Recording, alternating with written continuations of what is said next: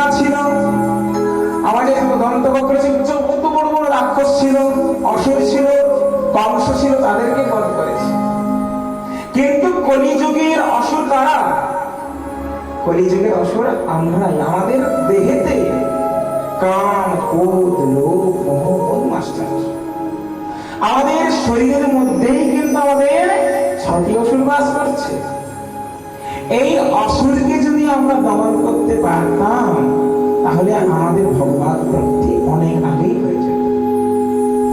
এর জন্য ভগবান ভাবলেন এই কলির জীবকে উদ্ধার করার জন্য একটাই মাত্র।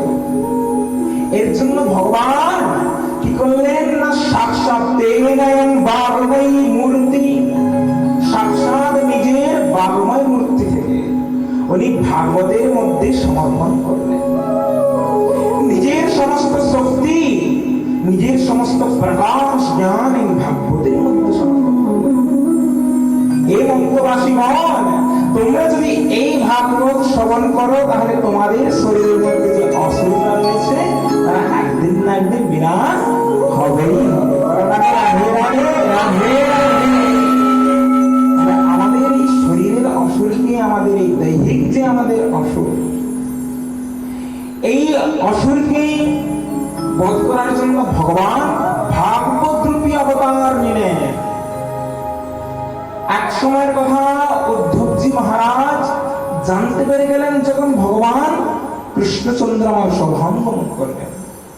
উদ্ধব এসে বললেন, প্রভু আপনি চলে যাচ্ছেন, আপনার ভক্তরা কেমন করে আপনার দুঃখে থাকবে? আপনার দুঃখে আপনার শতাগণ, আপনার প্রেমীগণ কেমন করে থাকবে? আমি কেমন করে থাকবো? চিন্তা করো উদ্ধব, আমি সভান গ্রহণ করছি ঠিক, কিন্তু আমার সমস্ত তেজ, আমার সমস্ত শক্তি এই ভাগবতের মধ্যে সমর্পণ করে যাচ্ছি। আজকের পর থেকে যদি কোনো ব্যক্তি ভাগবতীয় কথা শ্রবণ করেন, কোন ব্যক্তি যদি ভাগবতের নিত্য পাঠ স্তুতি করেন, ভাগবতের পূজন করেন, আমার পূজার্চনা করলে যেমনটি ফল পাওয়া যায়, ভাগবতের পূজন করলে একই ফল পাওয়া যায়। বলো না গো রাধে রাধে রাধে রাধে। তো এই ভাগবতকে আমাদের ভগবান আমাদের উদ্ধারের জন্য দিয়ে গেছেন, কিন্তু আমরা সেই ভাগবতকে আমরা গ্রহণ করতে পারছি না।